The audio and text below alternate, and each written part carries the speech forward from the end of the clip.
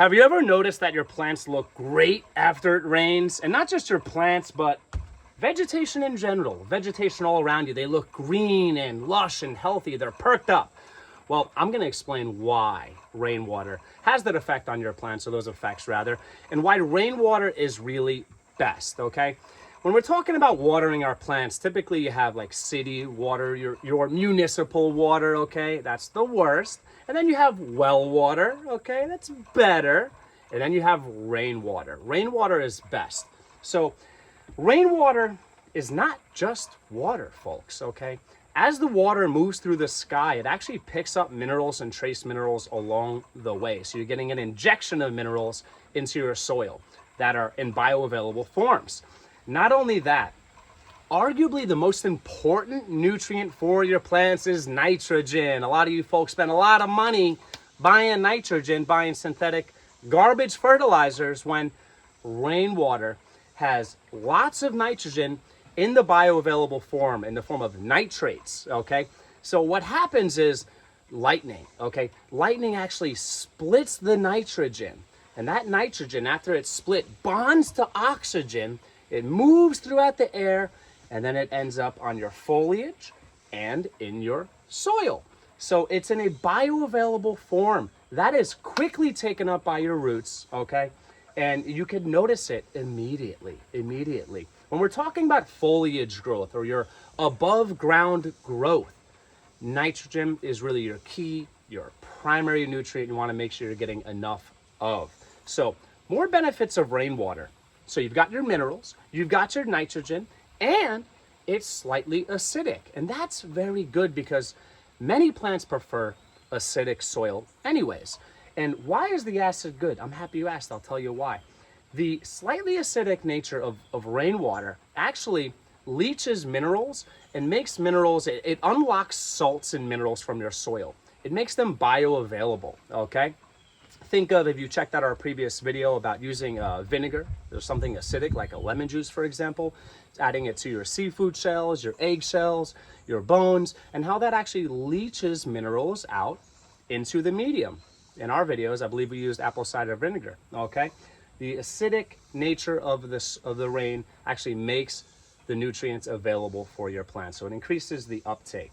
Also, if you're using municipal water, sadly, they pump it full of toxins, specifically chlorine and fluoride. Chlorine and fluoride are toxic to all living things, including people, okay?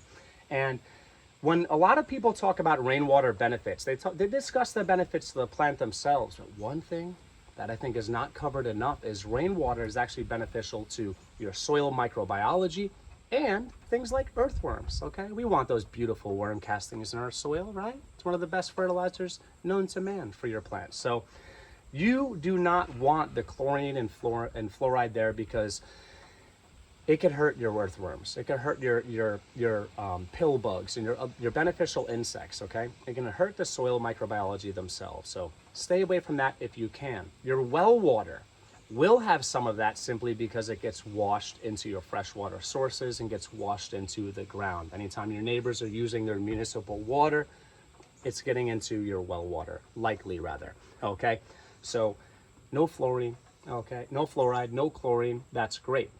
And here's a little side tip for you. If you are going to use municipal water, you should let that water sit out for 24 hours to help the chlorine dissipate in the form of a gas and leave your water before using it on your plants, okay?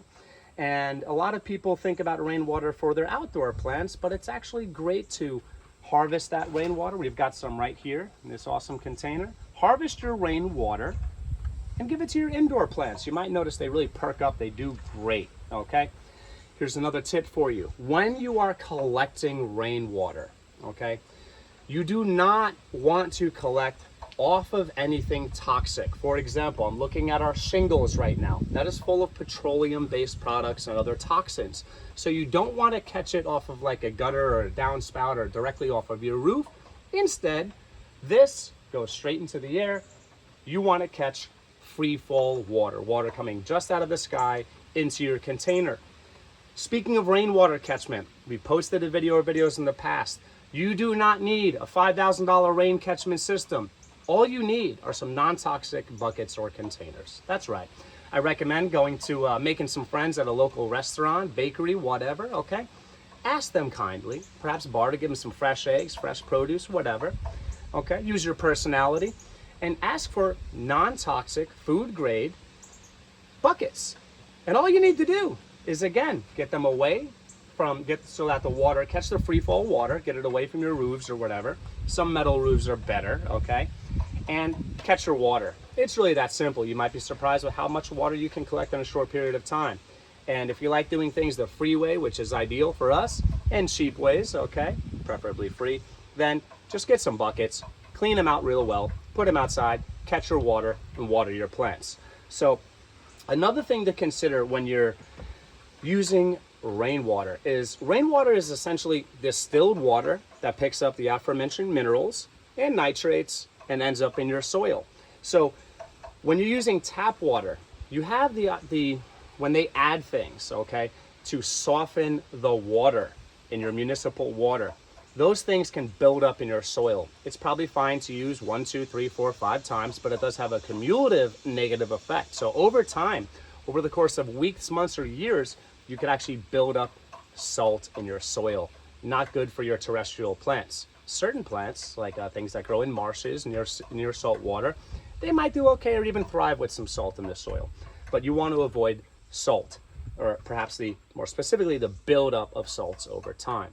So when you water with municipal water, a lot of times you might freak out as gardeners because you see marks on your plants. It might look like a white mildew or mold or something. Have no fear. It's most likely hard water stains. Just like on a glass, if you have hard water where you live, you might see that white powdery substance. A lot of times that will get on your leaves. So you do not want that on your leaves, okay? Besides being an eyesore, anytime you're covering your leaves, you're limiting photosynthesis.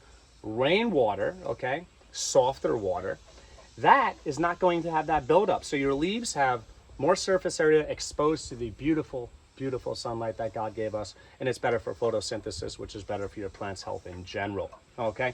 So I encourage you all, start collecting your rainwater, start using it, and it is hands down the absolute best water you can use for your plants, okay? I hope you got something out of this video. Please subscribe to learn more, get more tips, hacks, and information in general about gardening and homesteading. We are here as a community. Let me know in the comments, do you collect rainwater? Are you gonna start collecting rainwater? I would love to know. Take care, everybody.